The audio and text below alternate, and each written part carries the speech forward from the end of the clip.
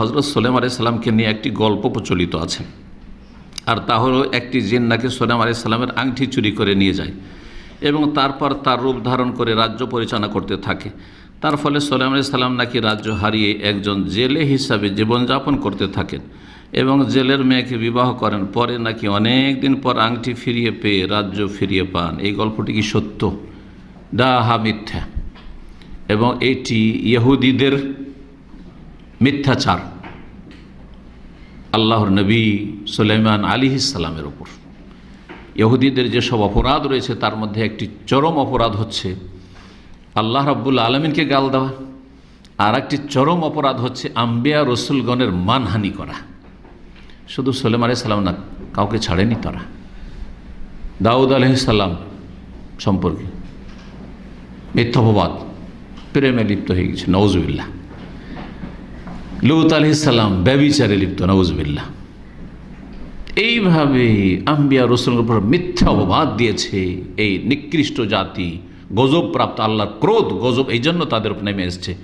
সূরা ফাতিহাতে আল্লাহ তাদেরকে মগজুব আলাইহিম এই জন্য বলেছে, আল্লাহর গজব তাদের উপর আছে। জি, এদের ওপর সবসময় আল্লাহর গজব হইতে আছে।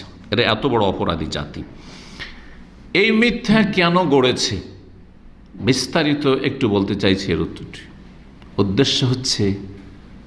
উদ্দেশ্য হচ্ছে সেহের, জাদুকে সমাজে বৈধকরণ। জাদুকে যেন মানুষ হালকা করে, এই জাদুর মতো কুফরি অপরাধকে হালকা মনে করে। যে সুলাইমান আলাইহিস সালাম পুরো রাজত্ব রহস্য ছিল আংটিতে, আর আংটি ছিল জাদুর আংটি। জাদুর বলে তার এই জিনদের উপর রাজত্ব চলত আর পশু পাখির উপর রাজত্ব চলত। আল্লাহর লানত এদের উপর হোক যারা এই মিথ্যা রচনা করেছে। এই সম্পর্কে উলামায়ে কিরামগণ, আমি নিজের কথা এতটুকু বললাম সংক্ষেপে আপনাদেরকে বুঝিয়ে দেওয়ার জন্য, আর তারপর একটি বিস্তারিত বলি। এই মর্মে যা কিছু বর্ণনা করা হয়েছে সব জাল, ভিত্তিহীন। এই রিওয়ায়াতগুলি কিছু কিছু তাফসীর কিতাবে এসেছে, কিন্তু তাফসীর কিতাবে কীভাবে ঢুকেছে এগুলোকে বলা হয় ইসরাইলি বর্ণনা, অর্থাৎ ইহুদি জাতির বর্ণনা। বেশ কিছু ইহুদি তারা ইসলাম গ্রহণ করেছে অথবা খ্রিস্টান ইসলাম গ্রহণ করেছে। আগের তার আলেম ছিল, আগের ধর্ম তাওরাত ইনজিলের তারা কি ছিল? পণ্ডিত ছিল। আর তাওরাত ইনজিল তারা বিকৃত করে ফেলেছিল, আসল অবস্থায় ছিল না।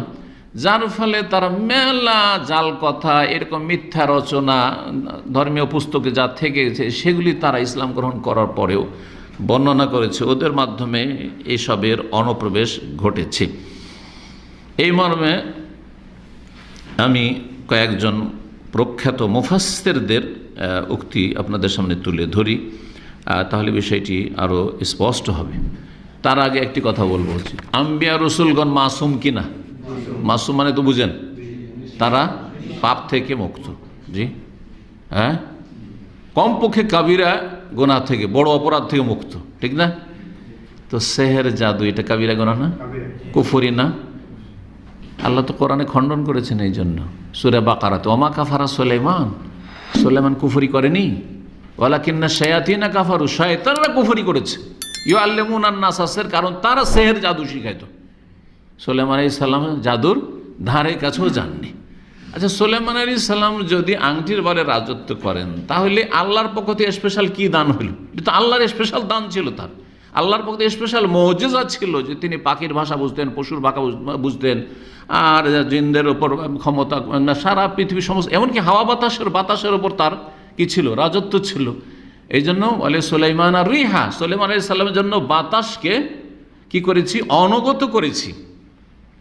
গদুওয়াহা শাহরুন ওয়া রাওয়াহুহা শাহরুন, সকালবেলা 1 মাসের পথ বাতাসে প্লেন লাগতো না। তখনকার যুগে তিনি বাতাসের প্লেনে চড়েছেন। 1 মাসের পথ সকালবেলা ভ্রমণ করতেন, হাওয়া খেতে যেতেন। রাওয়াহুহা বিকেলবেলা 1 মাসের পথ ফিরে আসতেন। এখন যদি ধরেন একটু আমোদ ফুর্তি করতে, বিনোদন করতে যেতে হয়, ধরেন ফানাতির জবাইল যেতে হবে, আর ভালো ভালো যে কর্নিশগুলো দূরে আছে একটু ধরেন যেতে হবে, কারণ যারা দামামে থাকে দামামের গুলো খবরগুলো ভালো লাগে না, ওইগুলো ভালো লাগে, রহিমা আর ওই আপনার এটা, তাই না? তাহলে আপনাকে গাড়ি চালাতে হবে, কত রিস্ক নিতে হবে। সুলাইমান আলাইহিস সালাম এই বাতাস নিয়ে চলল 1 মাসের রাস্তা, যেমন তিনি 1 মাসের রাস্তা, মানে সিরিয়া প্যালেস্টাইন বাইতুল মুকাদ্দাস চলে গেলে আবার ওখান থেকে ফিরে চলে আসে, বাইতুল মুকাদ্দাস থেকে বেরোলেন মক্কা চলে আসেন, মক্কা থেকে এমন চলে আসেন, এমন থেকে আবার চলে গেলেন, এইরকম।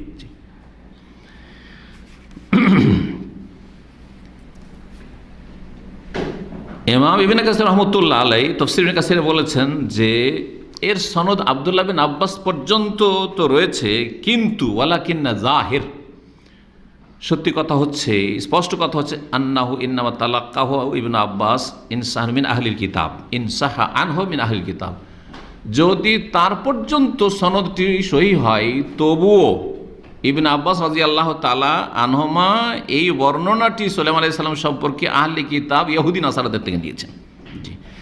আর ইহুদি নাসারাদের এক দল ছিল ইয়াতাকিদুনা লা ইয়াতাকিদুনা নবুওয়াত সুলাইমান আলাইহিস সালাম, তারা সুলাইমান আলাইহিস সালামকে নবী মানে না।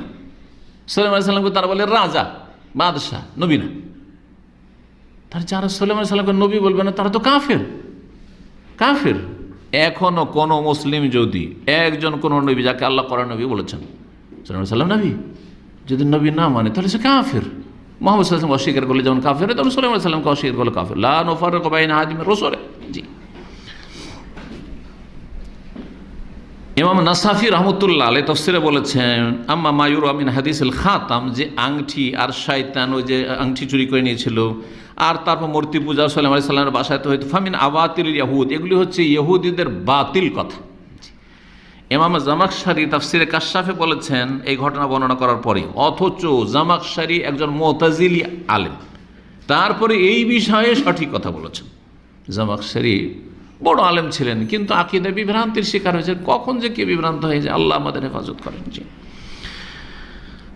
তিনি বলছেন যে ওয়ালাকাদ আবাল উলামাল মুতকিনুনা কাবুলাহু, এই আংটির ঘটনা যারা বিজ্ঞ ওলামা তারা এটা গ্রহণ করাকে অস্বীকার করেছেন। ওয়াকাল, আর তারা বলছে হাযা মিন আবাতিলিল ইহুদ, এটা হচ্ছে ইহুদিদের বাতিল কথা। ইমাম কুরতুবী রাহমাতুল্লাহ আলাইহি তার তাফসীরে বলেছেন, ওয়াকাদ যাফা হাযাল কওল ওয়াকাদ যায়ফা হাযাল কওল, এই কওল হচ্ছে, এই উক্তিটি হচ্ছে দুর্বল। মিন হাইসু আন্না শাইখ লা ইয়াতাসাওয়ারু সূরাতুল আম্বিয়া, কারণ নবীদের রূপ ধারণ করতে শয়তান পারে না। তো ওইখানে আংটি যখন নিয়ে নিল, সুলাইমান আলাইহিস সালামের রূপ ধারণ করিল, তারপরে বাড়িতে চলে আসলো, এমনকি বিবিরাও নাউজুবিল্লাহ নিজের স্বামী মনে করলেন, আউযুবিল্লাহ, তাহলে এটা কেমন করে হইতে পারে? কোনোদিন শয়তান নবী রসুলের রূপ ধারণ করতে পারে না। যেমন আমাদের নবী সাল্লাল্লাহু আলাইহি ওয়াসাল্লাম পারেন, ফাইন্না শাইতান লা ইয়াতামাসসালু বি, শয়তান আমার রূপ ধারণ করতে পারে না। জি, এইরকম ইমাম কাজী আয়াজ তার শেফা নামক কিতাবেও বলেছেন যে এগুলি হচ্ছে সব মিথ্যা কথা আর জাল কথা। আর ইবনে তাইমিয়া রাহিমাহুল্লাহর কথা বলেই শেষ করি। ইমাম ইবনে তাইমিয়া রাহিমাহুল্লাহ মাজমুউল ফাতাওয়ার প্রথম 15তম খণ্ড 149 পৃষ্ঠায় ইউসুফ আলাইহিস সালাম সম্পর্কে সেসব মিথ্যাচার রয়েছে সেসব আলোচনা করেছেন। আর তাতে যে মানহানি করেছে ইহুদিরা, সেসব বা আহলি কিতাব, তাদের সম্পর্কে আলোচনা করেছেন। তারপরে এগুলির খণ্ডন করেছেন। তারপর বলছেন যে ওয়াকাদ ওরেফা কালামুল ইয়াহুদ ফিল আম্বিয়া, ইহুদিরা নবীদের সম্পর্কে যে বেয়াদবি করেছে এটা জানা, এবং তারা মানহানি করেছে এটাও সবার জানা। কামা কালুফি সুলাইমান মা কালু, যেমন সুলাইমান আলাইহিস সালাম সম্পর্কে যা বলার তারা বলেছে, মানে এই যে মিথ্যা অপবাদ, তো এইভাবে তিনি খণ্ডন করেছেন। এইরকম অনেক আইম্মা কেরাম রয়েছেন যারা বলেছেন যে হাযিহি কুল্লুহা মিনাল ইসরাঈলিয়াত, এগুলি হচ্ছে সব ইসরায়েলি ইহুদি নাসারাদের বর্ণনা, ওয়া কুল্লুহা আকাযিব, আর এই সমস্ত কিছু হচ্ছে মিথ্যাচার।